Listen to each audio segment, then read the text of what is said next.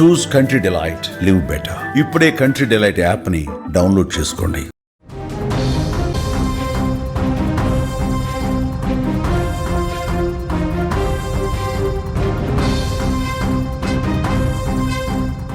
పెళ్ళనేది 7 జన్మల బంధం, అగ్ని సాక్షిగా చేసిన ప్రమాణాలు, జీవితాంతం తోడుగా ఉంటాననే మాటలు నేటి కాలంలో నీటి మూటలుగా మిగిలిపోతున్నాయి. రాను రాను వైవాహిక బంధాల విలువలు పూర్తిగా దిగజారిపోతున్నాయి. 30 ఏళ్ల కాపురం వెనుకున్న ప్రేమ కంటే 3 ఏళ్ల మోజుకే కొందరు విలువిస్తున్నారు. పరాయి ప్రేమలో పడి కట్టుకున్నోడిని కన్నవాళ్లను కూడా కడతీర్చడానికి వెనుకాటం లేదు. తాజాగా ఇక్కడ కూడా అలాంటి ఘటన జరిగింది. అక్రమ సంబంధానికి అడ్డొస్తున్నాడని కట్టుకున్న భర్తనే చంపేసింది ఇల్లాలు. ఈ విషాదకర ఘటన వికారాబాద్ జిల్లాలో చోటు చేసుకుంది.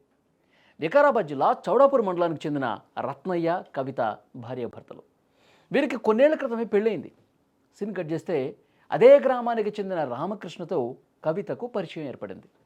ఆ పరిచయం కాస్త వివాహేతర బంధానికి దారితీసింది. 3 ఏళ్లుగా వీరి మధ్య చాటుగా ఈ వ్యవహారం సాగుతోంది. అక్రమ సంబంధాలు, దొంగతనాలు ఎక్కువ రోజులు దాగవు. దీంతో ఆ విషయం కాస్త భర్త రత్నయ్యకు తెలిసింది. ఇదే విషయంపై కవితను భర్త మందలిస్తూనే ఉన్నాడు. ఇది మంచి పద్ధతి కాదు, నువ్వు తీరు మార్చుకో, నీ పద్ధతి మార్చుకో, అక్రమ సంబంధం వల్ల కుటుంబ పరువు బజారున పడుతుందని చెప్పి చాలాసార్లు హెచ్చరించాడు కూడా. అప్పటి నుంచి ప్రియుడిని కలిసే అవకాశం కవితకు దొరకటం లేదు. దీంతో ఎలాగైనా సరే భర్తను చంపేయాలని చెప్పి ప్లాన్ చేసుకుంది కవిత. ప్రియుడితో కలిసి ట్రాక్టర్తో గుద్దించి ఢీకొట్టించి బలంగా భర్తను చంపించింది.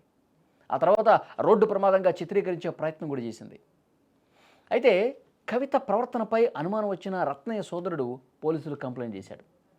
వారు తమదైనటువంటి స్టైల్లో విచారణ చేస్తే కవిత బండారం మొత్తం కూడా బయటపడింది.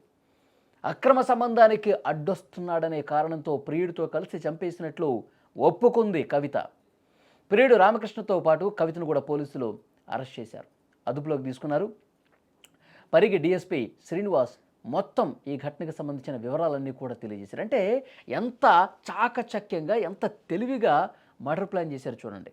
అంటే రోడ్డు ప్రమాదంగా చిత్రీకరించాలనుకున్న ట్రాక్టర్తో ఢీ కొట్టించి ఇదేదో సడన్గా జరిగిపోయింది, ఏదో ప్రమాదశాత్తు జరిగిపోయింది అని దాన్ని ఆ విధంగా చిత్రీకరించే ప్రయత్నం చేశారు వాళ్ళు. కానీ ముందు నుంచే అనుమానం ఉంది, రత్నయ్య సోదరుడికి ముందు నుంచే అనుమానం ఉంది ఈమె మీద. ఇది గొడవలు జరగటం, ఈ వ్యవహారం అంతా కూడా బ్రదర్కి తెలుసు. వెంటనే పోలీసులు కంప్లైంట్ చేసి ఈమె మీద అనుమానం ఉంది, ఒకసారి ఇన్వెస్టిగేట్ చేయండి అంటే అప్పుడు పోలీసులు ఇన్వెస్టిగేట్ చేస్తున్నటువంటి సమయంలో వీళ్ళ మధ్య ఉన్నటువంటి వ్యవహారం కావచ్చు, వీళ్ళు ఫోన్ కాల్స్ మాట్లాడుకునే తీరు కావచ్చు, ఇవన్నీ కూడా పూర్తిగా బయటపడి ఆ ఆధారాలు ఆమె ముందు పెట్టి చూపించి గట్టిగా పోలీసులు తమ స్టైల్లో అడిగితే అప్పుడు చేసిన తప్పుని ఒప్పుకుంది.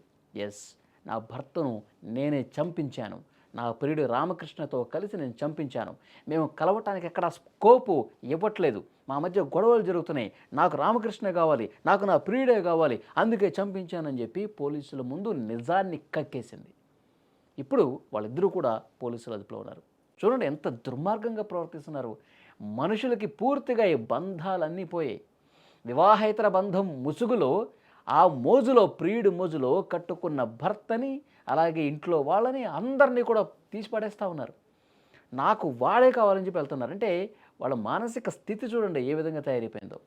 పరాయి వాడి మోజులో పడిపోయి తమ జీవితాన్ని కోల్పోతున్నారుగా. ఇప్పుడు కొన్నాళ్ళు జైల్లో ఉండొస్తుంది. జైలు నుంచి బయటకు వచ్చిన తర్వాత ఆమె ముఖాన్ని ఎవరన్నా చూడటానికి ఇష్టపడతారా? ఆమెతో ఎవరైనా మాట్లాడటానికి ఇష్టపడతారా? పరాయి ప్రియుడి మోజులో పడిపోయి భర్తను చంపించిందన్నటువంటి ఆ క్రిమినల్ని సమాజంలో అసలు విలువ ఉంటుందా?